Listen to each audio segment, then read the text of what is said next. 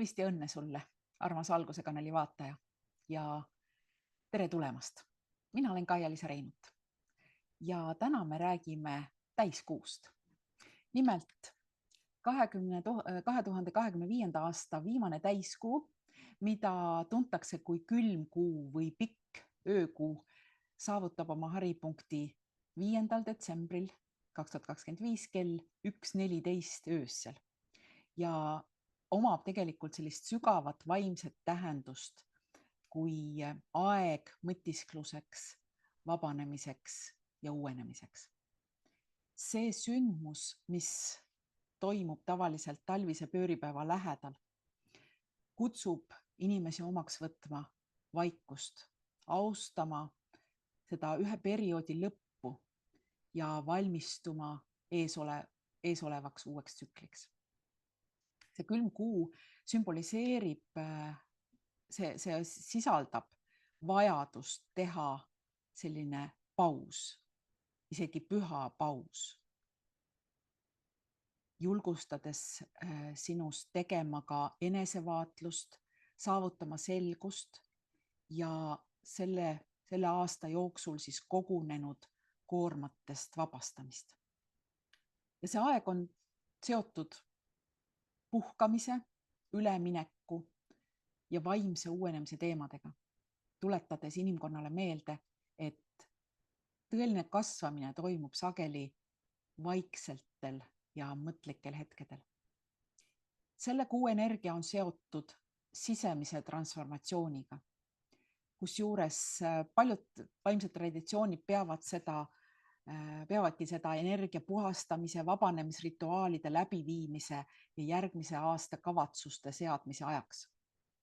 Ja kui kuu tõuseb siis 5. detsembril 2025, võimendab see taassünni teemat, sümboliseerides, et isegi kõige pimedamatel aegadel on silmapiiril valgus ja uued algused, sest alates pööripäevast talvisest pööripäevast läheb järjest valgemaks. Ja seekordne täiskuu on siis kaksikute tähemärgis, mis rõhutab omakorda suhtlemist, vaimset selgust ja eelkõige julgust rääkida omaenda tõde. Ja see periood tegelikult seab vaimsele teekonnale ka intellektuaalse ja emotsionaalse aususe sellise kihi juurde. Ja need teemad, milleks valmistumine toimus novembris, mis olid olemas novembri täiskuu ajal eriti, tulevad nüüd järjest valjemini esile ja kõik, millele sa siis tähelepanu ei pööranud, on vajalik, hädavajalik läbi teha, puhastada enne, kui me jõuame talvisesse pööripäeva. Ja sel aastal on siis mis on selle täiskuu siis tähendus? Külm kuu saabub aasta lõpupoole siis, kui ilm on tegelikult juba jahedaks muutunud ja mõnes kohas on meil hakanud juba lund sadama. Tundub, et oleks nagu talv, kuigi ametlikult talv saabub ju alles pööripäeval. Ja mõnikord täiskuu on siis enne pööripäeva, mõnikord pärast pööripäeva, oleneb aasta ajast, see on kuidas kunagi meie praeguse kalendri järgi. Ma loodan, et see muutub lähiajal. Aga selle kuu,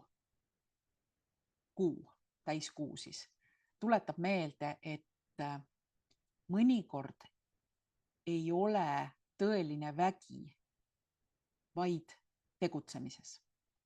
Mõnikord on tõeline vägi suuta olla vaikuses, suuta olla järjepidevuses ja suuta olla pühendunud oma eesmärkidele. Mis on sinu eesmärk? Mis on sinu elu eesmärk? Kui sa ei tea seda, siis soovitan osaleda minu internetikursusel, mis on sinu elu eesmärk ja sa saad selle teada. Ja sellel täiskuu ajal on üks eesmärkidest näiteks ollagi selles vaikuses ja nii-öelda see on see praktiline aeg uuenemiseks, taas pühendumiseks oma eesmärkidele, oma sisemistele väärtustele, oma rahutundele, mis iganes teil selle tunde tekitavad. Ja jah, aga kuna kaksikute tähemärki valitseb Merkuur, mille üks selline või märksõnadeks on suhtlemine, uudishimu, kohanemisvõime ja nii edasi, siis see energia on tegelikult päris kerge, kiire ja uudishimulik. Ja see on ühest küljest nagu selline meeldiv kontrast talve raskusele, sest selle külma täiskuu ajal võite te tunda tegelikult inspiratsiooni siduda taas kinni lahtised otsad, ühenduda taas nende inimestega, kellest te olete eemaldunud või lahti lasta vanadest lugudest, mida sinu peas sa lased rääkida järjest ja järjest, uuesti ja uuesti. Sest need vanad lood ei peegelda enam seda, kes sina oled. Ja kokkuvõtvalt selle külma kuu energia ongi pühendumus, rahu, heaolu, rahulikkus, tugevus, sisemine tugevus, selline sisemine vägi, vastupanuvõime, mõtisklus ja ka vabastamine.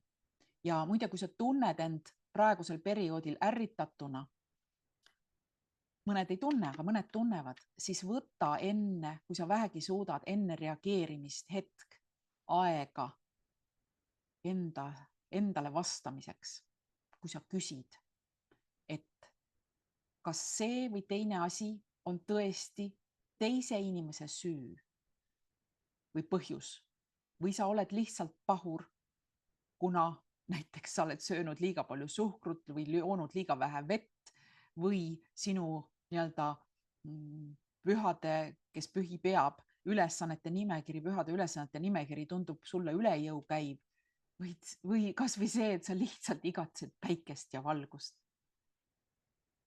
Aga hea uudis on see, et päike ja valgus tuleb tagasi alates talvisest pööripäevast.